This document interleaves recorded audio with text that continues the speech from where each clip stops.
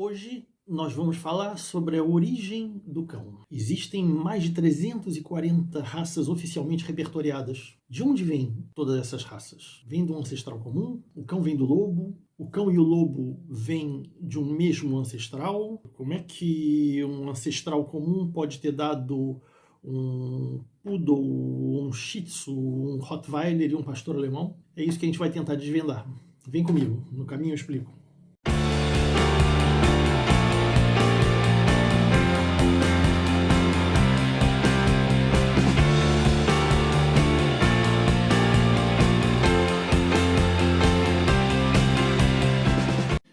Olá pessoas, eu sou Maurício Veterinário e esse aqui é o meu canal Amigo dos Bichos. Hoje a gente vai falar sobre a origem das coisas, a origem do cão, no nosso caso. Já dizia um filósofo, preciso saber de onde a gente vem para saber para onde a gente vai. Também outro dizia que não existe vento favorável quando você não sabe aonde você vai. Então é importante conhecer as coisas desde a sua origem.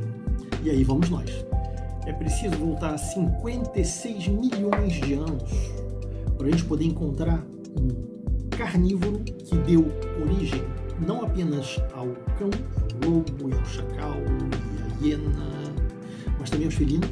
Aliás, a hiena está mais para felino do que para canino, diga-se de passagem. E também aos ursos. Tá? Então é um carnívoro original.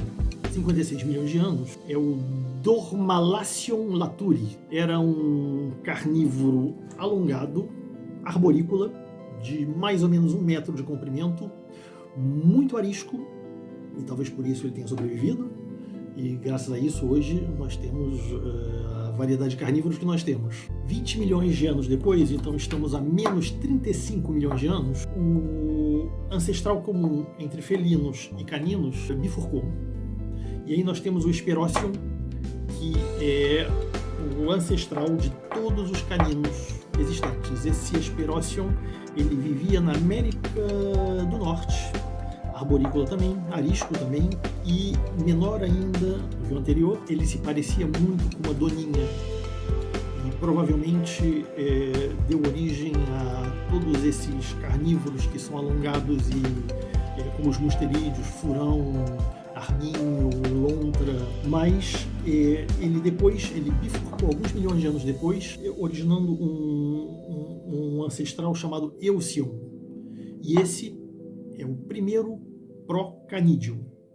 Então deixamos os ursos de lado, os felinos de lado, estamos realmente na família dos caninos, estamos mais ou menos a 9 milhões de anos. E esse Eocyon tinha 40 centímetros, até 1 metro com a cauda, 8 a 10 quilos, e é o ancestral dos lobos, dos coiotes, dos chacais, de todos os canídeos selvagens. É a partir desse momento que as teorias científicas começam a divergir um pouco, e aí a gente tem que usar o bom senso. Quando eu era jovem, e mesmo a literatura que estava disponível para mim nos anos 80, 20, 30 anos, e há 20, 30 anos atrás, tinha-se como certo que o cão e o lobo tinham um ancestral comum.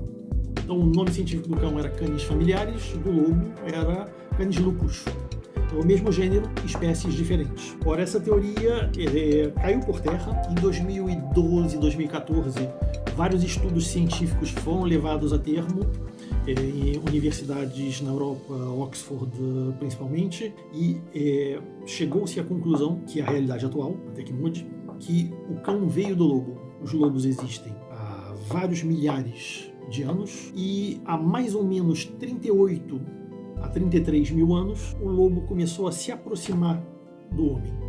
E o homem começou a perceber as vantagens que ele tinha em ter o lobo não como um concorrente, mas como um aliado. Essa aproximação foi o que permitiu o aparecimento da espécie canina, que não apareceu naturalmente. Por aí eu quero dizer que se o homem não existisse, não teríamos pastores alemães selvagens disputando com labradores selvagens, com outros cães selvagens de outras raças. Isso não existiria. Tá?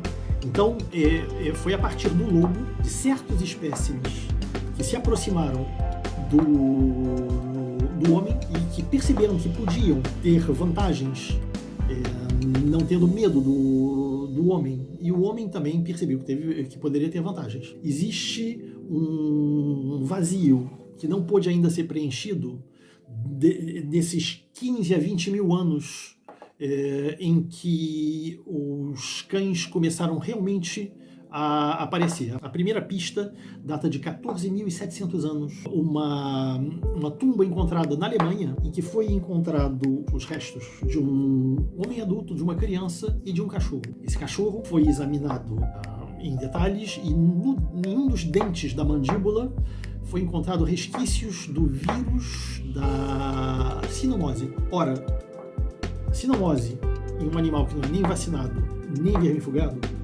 é uma doença com resultados catastróficos. A morte é muito rápida.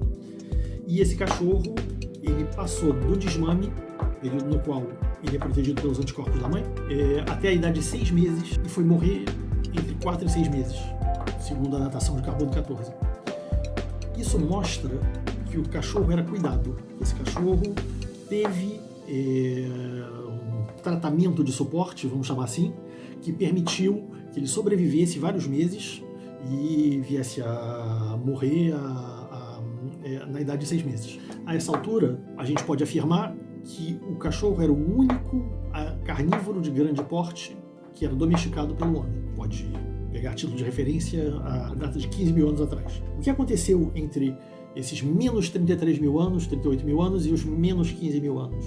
Em vários lugares do mundo em que o homem já existia, em que lobos existiam, as duas espécies perceberam que só tinham a lucrar com uma simbiose, um trabalho em colaboração. Então, os indivíduos mais espertos se aproximaram da outra espécie. Os homens mais espertos perceberam que quando os lobos estavam próximo deles, outros animais predadores não vinham atacá-los. Perceberam que quando eles acabavam de comer, os restos de alimentação eles podiam dar para os lobos sem que isso apodrecesse das cavernas. E os lobos perceberam que caçar era mais fácil quando tinha alguém liderando a caça.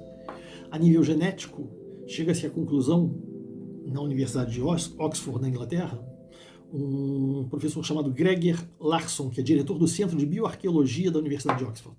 Ele chegou à conclusão que os cães são originários de um grupo de lobos cinzentos que vivia na Ásia e no leste da Europa. E essa subespécie de lobos cinzentos não existe mais, mas foi ela que deu origem principalmente aos cães, muito embora essa simbiose ocorrida entre lobo e homem ela tem ocorrido em vários lugares do mundo, mais ou menos ao mesmo tempo, em torno desses 20 mil anos que eu falei, 20 mil anos ao mesmo tempo, uma simultaneidade um pouco especial, mas em arqueologia tudo é possível.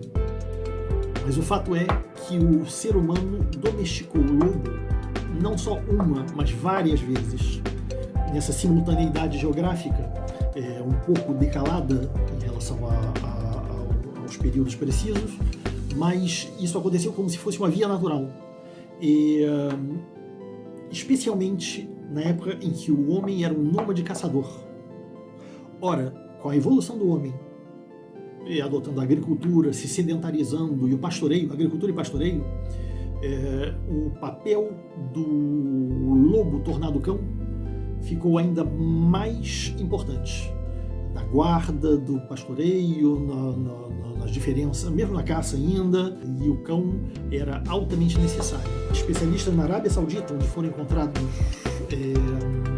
provas que datam de 9 mil anos, desenhos em cavernas, com homens caçando e junto com cães presos em correias. A primeira prova cabal de que o homem utilizava o cachorro para caça há 9 mil anos atrás. A verdade é que uma vez que o lobo se aproxima do homem e que o homem domestica o lobo, as gerações seguintes de lobos e de homem só conhecem essa realidade, na qual, para o lobo, o homem faz parte da matilha dele e é o líder, o que mais inteligente, mais capaz. E para o homem, o lobo faz parte da família dele, porque é o companheiro de caça, o companheiro de trabalho. O cachorro nasceu. Então a gente pode dizer, em conclusão, que o cachorro existe por causa de uma seleção natural a partir do lobo, seleção que não existiria sem a presença do homem, sem a mão do homem. Então, pode-se dizer que o homem inventou a roda e por isso houve o progresso, e o homem inventou o cachorro e por causa disso ele continuou com a sua humanidade. Uma coisa que ajudou muito os processos seletivos, não processos seletivos naturais, mas processos seletivos no homem, selecionando os cães para os objetivos que eles queriam, é a maleabilidade com que um cão, o fenótipo do cão pode evoluir. E nós vemos isso porque, em teoria, um cachorro faz 2 ninhadas por ano, ninhadas numerosas, ainda mais cães de maior volume. Então era fácil selecionar os maiores e mais fortes para o trabalho de pastoreio, os mais rápidos para o trabalho de caça em corrida, os menores e mais esguios para o trabalho de caça e chama-se caça e presa, quando você entra na toca para desentocar o coelho ou a raposa e por aí vai. Então a seleção que aconteceu desde muito cedo, ela foi muito fácil com o cachorro. E aí começou-se a ter variedades diferentes, que são sempre da mesma raça, porque sempre canis lupus familiares é o nome científico do cachorro. E isso culminou com a existência de 344 raças, atualmente, reconhecidas pela Federação Cinológica Internacional. Fala de 344 raças. Esse número é variável porque continua crescendo. É só ver a nível do Brasil, por exemplo, as raças que não são reconhecidas pela FCI, Federação Cinológica Internacional, que fazem parte do 11º grupo das exposições. A nível genético, a herança ancestral está presente em cada uma dessas raças. Todos os cães carregam 98% do DNA dos lobos. 98% é um percentual muito alto. É inferior à semelhança genética entre o homem e o chimpanzé, que sobe a 98,4%. Isso é incrível, né? Mas é assim. Isso quer dizer que os cães, hoje em dia, e mesmo o poodle da vovó, todos os cães de hoje em dia carregam em si aquela herança genética das feras misteriosas que rondavam as fogueiras humanas nas noites da Idade da Pedra, né? Torno a lembrar que foi a seleção genética feita pelo homem que fez com que os cachorros adultos desenvolvessem o latido, porque entre os lobos só os filhotes que latem. Os cães passaram a latir sempre, como modo de alerta ou para assustar os inimigos. Muitas raças foram criadas e já são extintas, enquanto outras são perenes desde muito tempo, mas foi principalmente o século passado que foi a época áurea em que a criação, a seleção das raças aconteceu e houve a multiplicação dessas raças. Existem certas raças que são velhas de 5.000 anos, notadamente o cão cantor da Nova Guiné, um cachorro bem endêmico, né, que não é muito conhecido. Em 2014 foi feito nos Estados Unidos um mapeamento genético de 85 raças de cães para saber qual a raça que tinha o DNA mais semelhante ao lobo. A resposta foi um pouco surpreendente, porque quem ficou em primeiro lugar foi um cão japonês, o Shiba Inu, versão pequena do Akita.